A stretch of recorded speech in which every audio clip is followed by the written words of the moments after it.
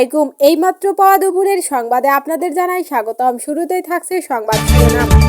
শুরুতেই জানিয়ে দিব ১.৫ বছরও পেরোনি অথচ কত দম্ভ মির্জা আব্বাসের উদ্দেশ্যে বললেন হাসনাত আব্দুল্লাহ। জানিয়ে দিব ওসমান হাদি হত্যা তদন্ত প্রতিবেদন দাখিলের তারিখ ফের পেছালো, থাকছে বিস্তারিত। জানাবো চট্টগ্রাম বন্দর পরিচালনায় বিদেশি কোম্পানির সঙ্গে চুক্তি বৈধ, হাইকোর্টে রিট খারিজ। সর্বশেষ জানাবো সোহরাওয়ার্দীতে জামায়াতের মহিলা সমাবেশ স্থগিত, থাকছে বিস্তারিত প্রতিবেদনে। সুপ্রিয় দর্শক, এতক্ষণ শুনছিলেন সংবাদ শিরোনাম, এবারে থাকছে বিস্তারিত সংবাদ। তার আগে অনুরোধ থাকবে ভিডিওটি ভালো লাগলে এবং সর্বশেষ আপডেট সংবাদ পেতে চ্যানেলটি সাবস্ক্রাইব করে পাশেই থাকবেন। ধন্যবাদ। ১.৫ বছরও পেরোয়নি অথচ কত দম্ভ, মির্জা আব্বাসের উদ্দেশ্যে বললেন হাসনাত আব্দুল্লাহ। ১.৫ বছর আগেও বিএনপি নেতা মির্জা আব্বাস বোরকাপুরে আদালতে হাজিরা দিতেন বলে মন্তব্য করেছেন এনসিপির দক্ষিণাঞ্চলের মুখ্য সংগঠক হাসনাত আব্দুল্লাহ। কুমিল্লার দেবিদ্বার উপজেলার গুনাইঘর শাকতলা এলাকায় এনসিপির নির্বাচনী উঠান বৈঠকে তিনি একথা বলেন।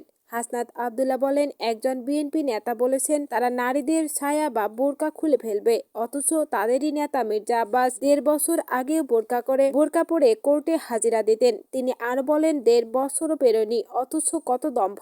আজ তাদের অবস্থান পাল্টেছে। এখন ডাক দিলে মানুষের অভাব হয় না, প্রচুর লোক জড়ো হয়। বক্তব্যের এক পর্যায়ে তিনি জুলাই যোদ্ধা আবু বকরকে পাশে দাঁড় করিয়ে বলেন, এদের মতো জুলাই যোদ্ধারাই বাকশক্তি হারিয়ে ফ্যাসিবাদের বিরুদ্ধে দাঁড়িয়ে মানুষের বাকশক্তি ফিরিয়ে দিয়েছে, অথচ তাদের খোঁজ খবর নেয়ার প্রয়োজন কেউ মনে করেনি। তিনি অভিযোগ করেন, আবু বকর সহ যেসব আন্দোলনকারী বাকশক্তি হারিয়েছেন সে বিষয়গুলো নিয়েও এখন কাউকে কথা বলতে শোনা যায় না। হাসনাত আব্দুল্লাহ আরো বলেন, আবু বকররা যে পরিবর্তনের জন্য রাস্তায় নেমেছিলেন, জুলাই শহীদ মঈনুদ্দিনরা যে কারণে জীবন দিয়েছে, সেই ফ্যাসিবাদ বিরোধী সংগ্রামের বিষয়গুলো নিয়েও আজ নীরবতা লক্ষ্য করা যাচ্ছে। উল্লেখ্য, ঢাকা ৮ আসনে এনসিপির প্রার্থী নাসিরুদ্দিন পাটোয়ারির উপর হামলার প্রতিবাদে আয়োজিত নির্বাচনী উঠান বৈঠকে তিনি এসব বক্তব্য দেন।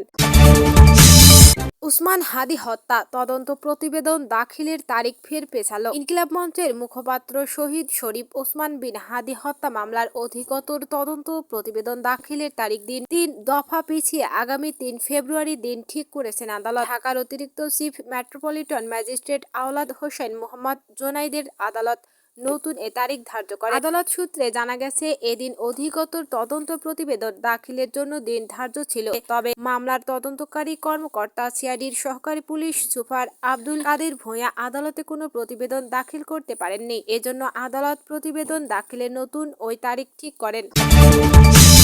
হাইকোর্টে রিট খারিজ, চট্টগ্রাম বন্দর পরিচালনায় বিদেশি কোম্পানির সঙ্গে চুক্তি বৈধ। চট্টগ্রাম বন্দরে নিউমোরিং কন্টেইনার টার্মিনাল পরিচালনায় চট্টগ্রাম বন্দর কর্তৃপক্ষের বিদেশি কোম্পানির সঙ্গে চুক্তির চলমান প্রক্রিয়ার বৈধতা প্রশ্নে জারি করা রুল খারিজ করে দিয়েছেন হাইকোর্ট। এর ফলে চট্টগ্রাম বন্দরে নিউমোরিং কন্টেইনার টার্মিনাল পরিচালনায় চট্টগ্রাম বন্দর কর্তৃপক্ষের বিদেশি কোম্পানির সঙ্গে চুক্তিতে কোনো বাধা থাকলো না। বিচারপতি জাফর আহমেদের একক হাইকোর্ট বেঞ্চ এ বিষয়ে জারি করা রুল খারিজ করে রায় দেন। আদালতে রিটের পক্ষে শুনানি করেন ব্যারিস্টার জমির উদ্দিন সরকার, অ্যাডভোকেট আহসানুল করিম, ব্যারিস্টার মাহবুব উদ্দিন খোকন। রাষ্ট্রপক্ষে শুনানি করেন অতিরিক্ত অ্যাটর্নি জেনারেল অনিক আর। গত ৩০ জুলাই চট্টগ্রাম বন্দরে নিউমোরিং কন্টেইনার টার্মিনাল পরিচালনায় চট্টগ্রাম বন্দর কর্তৃপক্ষের বিদেশি কোম্পানির সঙ্গে চুক্তির চলমান প্রক্রিয়া কেন আইনগত কর্তৃত্ব বহির্ভূত ঘোষণা করা হবে না তা জানতে চেয়ে রুল দেন হাইকোর্ট। একই সঙ্গে যে কোনো অপারেটরকে এনসিটি পরিচালনার দায়িত্ব